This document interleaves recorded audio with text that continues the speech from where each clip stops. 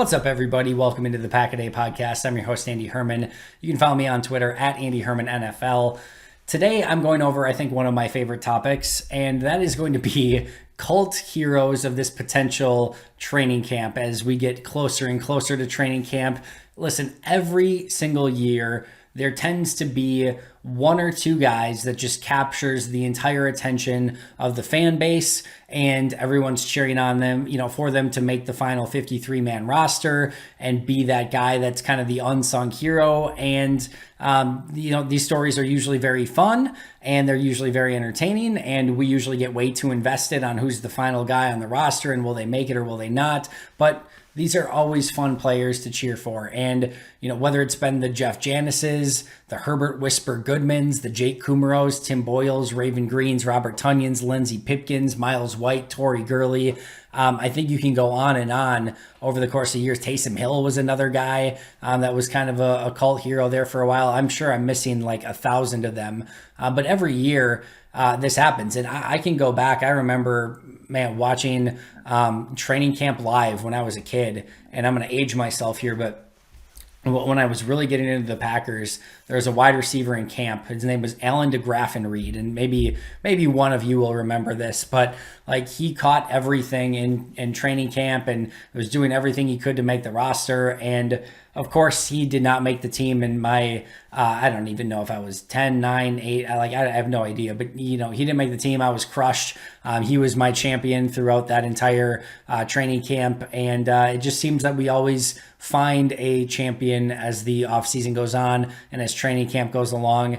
And today I'm going to go over 5 players that I think could be that cult hero, that training camp champion that we all get behind and really root for as the training camp goes on, and then eventually cuts take place, and we all hope these players end up making the roster. And there's one player on this list who's probably a pretty good shoo-in for the roster, but still, that doesn't mean that they can't become a cult hero as training camp kicks off. So let me start with that player. Now, actually, before I do so, I'm going to go through 2 honorable mentions, because both of these players, I don't know that they are going to, rise to cult hero status right away, but Cole Van Landen and John Dietzen, listen, anytime you are from Wisconsin, the University of Wisconsin, and specifically in Cole Van Landen's case where he is from Green Bay, these two are going to get a lot of publicity. The fans are going to want to see how they're doing. The fans are going to want to know at all times. Obviously, the local fans are going to want to know, if these former Badgers are up to the task. Can they be, the next Mark Tauscher along the offensive line and be, this, in Van Landen's case, late round draft pick, or Dietzen's case, undrafted guy, that makes an impact and can be the next great, Packer Badger offensive lineman.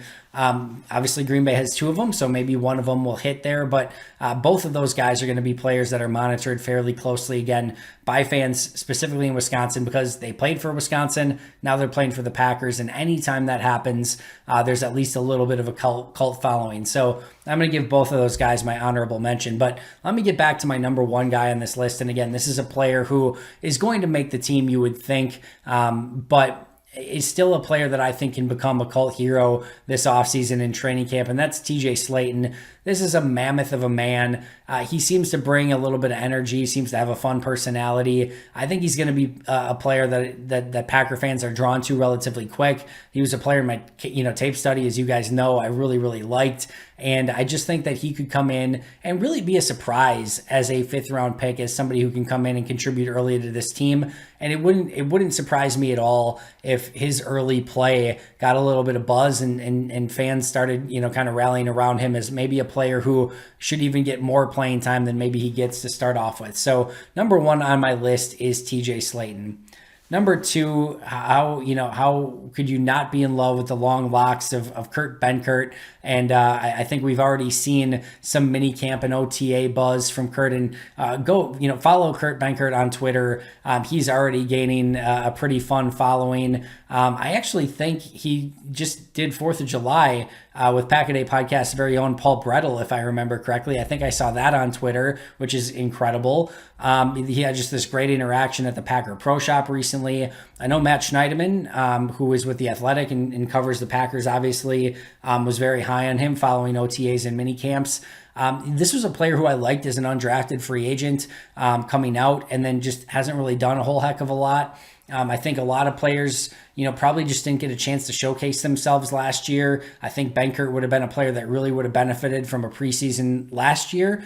Hopefully he goes under the radar, and Green Bay found a little bit of a diamond in the rough, but he certainly seems, he also had some great videos skateboarding to Lambeau Field. He's going to be a player that fans attach to very, very quickly. He's no Tim Boyle. Let's not get too far here, but definitely a player that already fans have attached themselves to, and I think are going to be cheering on to make the roster this upcoming offseason.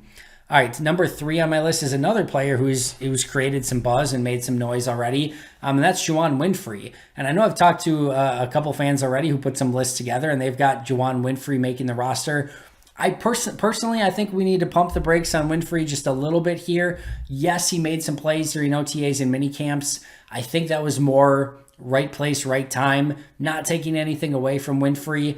He definitely started off on the right foot, with OTAs and mini camps and making some plays, but I want to see him actually be the one that is initiating, separation, that's getting behind a defense, that's making a player miss in the open field. Like, let's see pads come on, and then let me see Juwan Winfree do something. But again, he's already garnered some interest from fans as to what he's done this offseason. And if you've already done that in OTAs and mini camps, I can promise you're going to be a player that fans are keeping an eye on in training camp.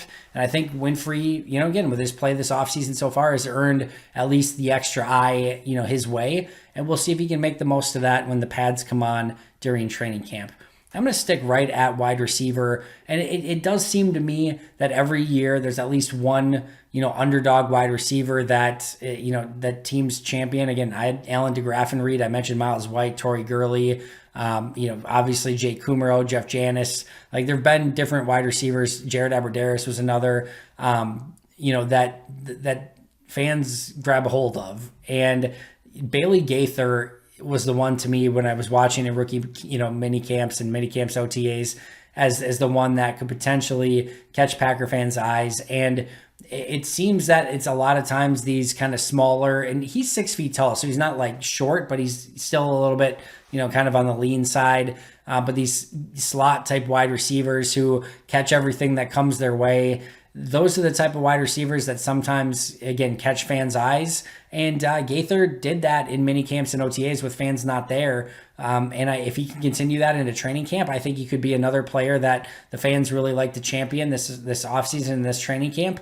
And, I think wide receiver, as we know, is going to be a very tough roster to crack when it comes, to the depth that this team has at wide receiver. Of course, you've got Adams and MVS and Lazard, and then EQ and Devin Funchess, and then, Malik Taylor. Those are all 6 guys who made the roster. Then you still have, Reggie Begelton and, Juwan Winfree, who we just talked about. So, and there's obviously more than that as well. I just think it's going to be a tough roster to crack, but I could still see Bailey Gaither being somebody that the fans really are drawn to and start cheering for in training camp. And then last but not least is a undrafted free agent from last season, and that's Wellington Previlon. And, Wellington is a player that obviously fans didn't get a chance to see last season because it wasn't open training camps, but was a player that definitely caught my eye. And I could see him just being a player that, as fans finally get introduced to him, that they start getting drawn to a little bit. And if he could put together a nice camp, listen, this may sound dumb and this may sound stupid, but sometimes having a very fun name can add to that cult hero status. And Wellington Previlon is just a phenomenal name. How can you look me in the eye and tell me that you're not cheering for Wellington Previlon? Like, that is just such a phenomenal Packer name. He's, somebody that caught my eye a season ago at defensive tackle for Green Bay, who is now going to try to make a jump in his second season as an undrafted free agent. But honestly, it was him and Delonte Scott were 2 of my favorite undrafted guys from a season ago. And I'm very excited to see if they can get better this upcoming training camp and maybe make some noise. But if he does, again, I think fans will love the Wellington Previlon vibe and will be rooting him on to make a roster, make the team, and who knows, maybe become a star and, of course, future Hall of Famer. So Wellington Previlon it is. So my five guys that I think could be cult heroes this upcoming training camp: TJ Slayton, Kurt Benkert, Juwan Winfree, Bailey Gaither, Wellington Previlon, with honorable mentions going to Cole Van Lanen and John Deaton. That's going to do it for me. Thank you so much for listening. Make sure to check out today's audio version of the podcast wherever you get your favorite podcasts. I'll be right back here tomorrow. But until next time, and as always, go Pack Go.